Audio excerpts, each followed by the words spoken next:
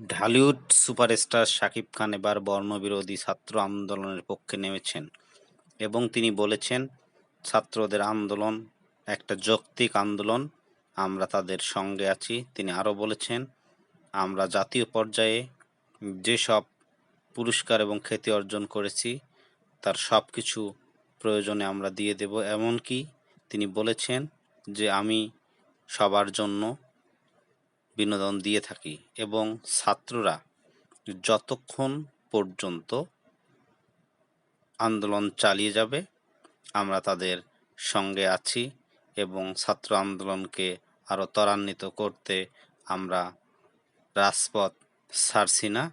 এবং তিনি আরও বলেছেন যে আমরা ছাত্রদের পক্ষে সবসময় থাকব বলে আশা করছি। এদিকে প্রধানমন্ত্রী শেখ হাসিনা তিনি বলেছেন যে ছাত্রদের আন্দোলন যৌক্তিক আন্দোলন এবং আমরা সেটা নিশ্চিত করব। এছাড়াও পররাষ্ট্র মন্ত্রণালয় এসব তথ্য জানিয়েছেন বলে আশা করা যায়।